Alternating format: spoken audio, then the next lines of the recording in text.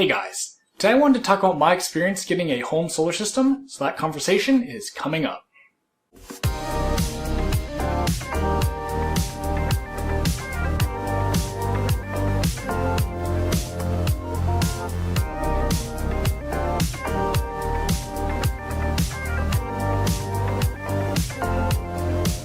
So first, I used a local installer to do my project, and they were really good. They had great customer service. They answered my a million questions, and they were really fast at responding to everything. And so I would definitely go with them again if I were to do another solar project. There were a couple of one-off hang-ups though, and so I'll explain those in just a bit. But in general, I would definitely recommend going with a local installer over a national installer because their customer service is going to be better, and they're going to be just faster at responding and faster at doing things in general.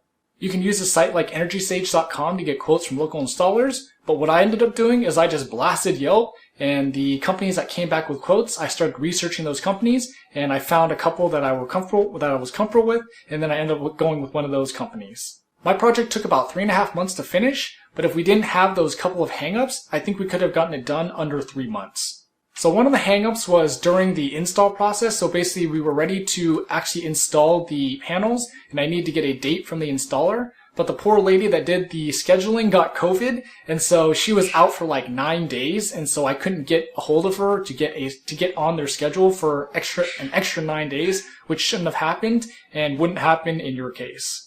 I'm also not exactly sure what the average wait time for building inspections is. For my particular case, my city took 3 weeks to do the building inspection, and so that's more of a heads up for you. It just depends on your city. I've read online some cities do it within a week, and so I guess it just depends how busy your city is. The other one-off hang-up I had was with PG&E, of course. So basically, the interconnect agreement is the agreement that basically allows you to have PTO, or permission to operate, and so from my understanding, at least for PG&E, the way it works is basically the installer uploads all the documents, so your permits and things like that, to PG&E so they can review. And then basically they also fill out the interconnect agreement for you. And then when all that is done, basically what happens is PG&E will send you the interconnect agreement to sign. And once you sign it, then all those documents that the installer uploaded should be imported to PG&E so they can see everything.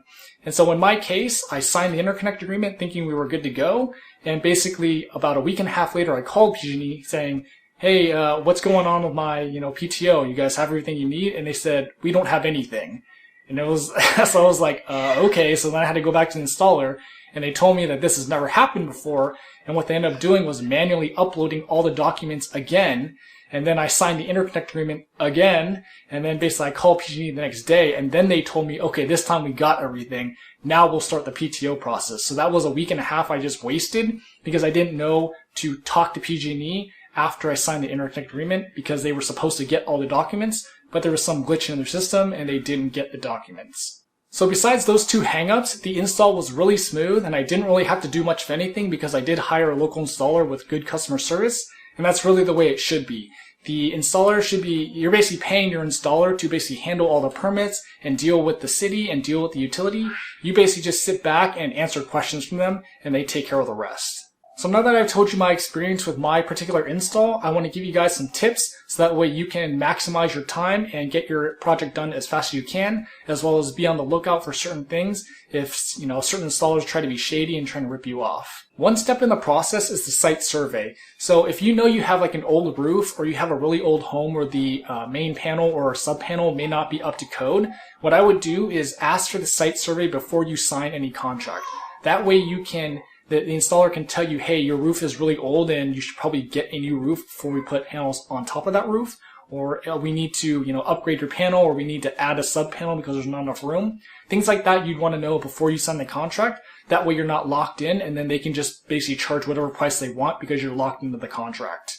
If you live in a development that has an HOA, like we have an HOA here, make sure you contact them before you sign the contract as well, because if your HOA doesn't let you put the panels on your roof and you've already signed a contract, then you're going to be in a world of hurt. So make sure you get permission from the HOA before you sign the contract, just to make sure everyone's on the same page and you're okay to put the panels on your roof.